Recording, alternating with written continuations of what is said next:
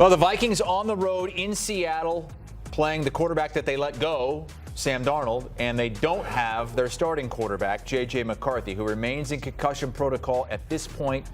It doesn't look like he is going to be able to play. He is ranked last among all quarterbacks in completion percentage this season, so it's likely the undrafted rookie, Max Brosmer, getting the start in Seattle. All right. Let's get Leger Douzable and Pete Prisco back in here. And Kevin O'Connell has done amazing things with some quarterbacks. I mean, look what he did with Kirk Cousins. Look what he did with Sam Darnold. Daniel Jones went through there. And although he didn't play, he's playing well for the Colts.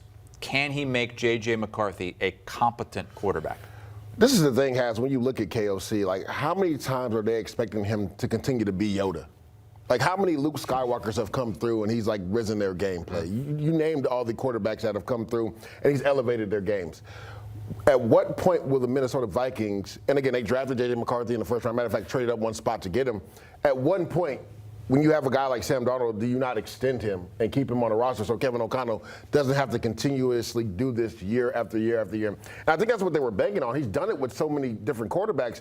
Even the year that Kirk Cousins got hurt, they played like 4 different guys. They were like one game out of the playoff contention.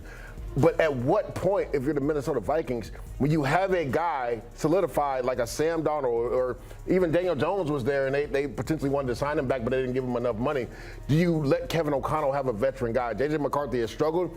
He's looked good in the fourth quarter against the Bears. But besides that, and then you could say maybe the Detroit Lions game, he hasn't looked good. Like, he's not seeing the field well. You're he's being taking kind, sacks. dude. No, he has not been good. He's not seeing the field well. He's taking sacks. So I don't know if Kevin O'Connell could continue to be Yoda with J.J. McCarthy because what we've seen so far, and again, this is only his first year starting, but it is his second year, it does not look good. By the way, you said that Daniel Jones, they didn't offer enough money. He wanted an opportunity to play, and they told him that it was going to be J.J. McCarthy. Maybe that's their mistake. Big mistake. I mean, letting Sam Darnold go, big mistake, although you would have had to pay him a pretty nice contract, and when you draft a guy in the first round, it's hard to do that and justify that. The problem is they should have never drafted J.J. McCarthy. They just shouldn't have. Look, you saw him coming out of Michigan. I had my doubts. You guys know the entire time I didn't think he was going to be a good NFL quarterback.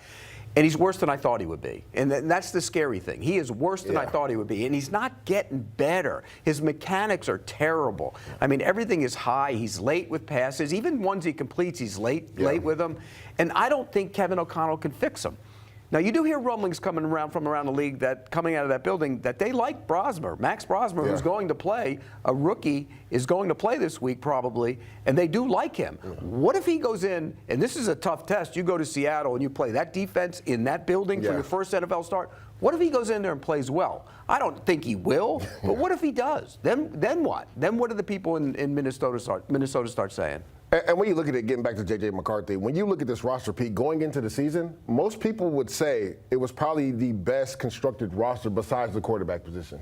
Like, they did everything possible, to make sure J.J. McCarthy would have success. They retooled the interior of the offensive line. They retooled the interior of the defensive line, right? They brought in guys. They were already set when it comes to pass catchers. They have one of the best groups in the league.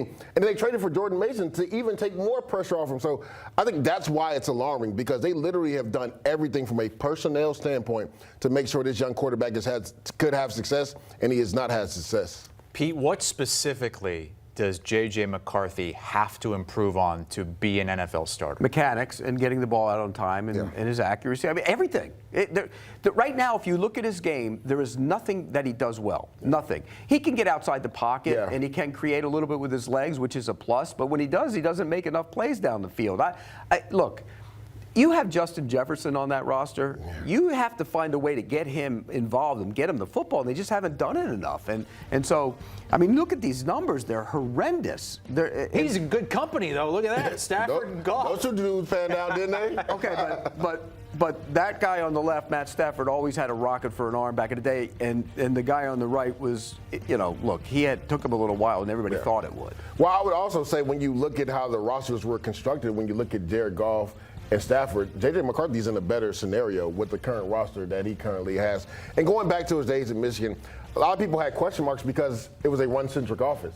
Now, he threw with a lot of velocity, and he made a lot of tight window throws. But my concern was a lot of those tight window throws probably should have been picked off. and they weren't. The receiver just happened to make a really good catch. So that was always my question mark. And I think Minnesota, where they fell in the draft, they really didn't have a choice. It was either him or Bo Nix, and maybe they had a little bit higher grade on J.J. McCarthy than Bo Nix. One thing about J.J. McCarthy, and I look, everybody always says, well, he's a winner everywhere he went. Let's look at that. He went to IMG Academy. Yeah. Okay, IMG Academy. He Best went in to the another nation. high school up north first. It was a stacked with roster too, and he won there. Then he went to IMG Academy. I could be the quarterback at my age right now at IMG Academy with the players around there, and I would win. Yeah. So then he goes to Michigan, and that team was loaded. Look at all the draft picks that came off that team. So of course he's going to win. They didn't win because of him. They won with him at Michigan. And here's the other part of J.J. McCarthy. Quarterbacks have to come out from underneath their garbage. And by that, they're all going to make mistakes, every single one of them. How you react to that and how you respond to that is who you become as an NFL quarterback. If you do, you're going to be a good NFL quarterback. If you don't, you're going to be done. And right now, he doesn't respond at all. He wilts in the moment. And you know how I talk about quarterbacks who wilt in the moment after they make a mistake. You can't play in the league when you do that. You know who he needs? Connor Stallions. Look at the before and after numbers on the Stallions with J.J. McCarthy at Michigan. Laugh. I've had people in the league that sent me texts about that and said something was up. Yeah, I mean, it certainly appears like it could be at this point. Let's look at some of the other notable injuries and a bunch of quarterbacks on this list. Now, Joe Burrow is expected and likely will make his return on Thanksgiving night at Baltimore. Lamar Jackson is back, but still questions. He hasn't scored in either of his last two games. And big questions for Baker Mayfield as well. The Bucs have Arizona this week at home. They're sliding. Mayfield has that AC joint sprain. Now, it's a low-grade AC joint sprain, so it could be worse. Pete, you've said that you think that he's been playing banged up for a while. Since the 49ers game. Joe Burrow, on the other hand, returning because he's finally ready to go. He is likely to play for the Bengals. Let's start with Baker Mayfield, Pete. Do you think he's going to be much more hindered than he already has been lately? I would, if it were me, I would sit him this game. I think you can win this game at home against Arizona with Teddy Bridgewater. Give him a full week, let him get the work in. I think you win the game without Baker Mayfield, and let him heal up a little bit. Because I think, like I said, I thought he got hurt earlier in the year, and it's really impacted the way he's thrown the football. And you saw it on that play at the end of the half. He couldn't even throw the ball 40 yards without wincing in pain. And I bet he didn't want to come out of the game. And that's part of the problem. It's great that he's like that, but it can also be troublesome because he won't come out of the game. And at some point, you got to be be smart for your team. And they probably convinced him at halftime, you're going out. You're not going to win this game. And now they're probably having a tough time this week convincing him he probably shouldn't play this week either. Yeah, it's going to be a pain management thing. And to Pete's point, right, this is the opposite shoulder. So it's not even his throwing shoulder. For him to be in that much pain and not even get the ball close to the end of the goal line, and he has one of the strongest arms in football, it's concerning. And you talked about it. This is his makeup. He's a competitor. He's super competitive. But it also hurt him when he was with the Cleveland Browns. Remember, he had that shoulder injury and fought through that and didn't look the same. So if you're Baker Mayfield, now you're older as a player. You understand, yes, I'm a competitor. I want to be out there with my team. But if I'm going to be a detriment to my team, to Pete's point, maybe rest a game or two, because the blessing that they have, they're in the NFC South. And the Panthers refuse to take advantage of them losing games. So you can maybe sit out a game or two and still potentially win that division. But there is one thing hanging over the whole situation. Baker wants a new contract. And Baker wants a mega contract. And I think that if he had continued to play the way he was playing to start the season, the Bucs would have had no choice.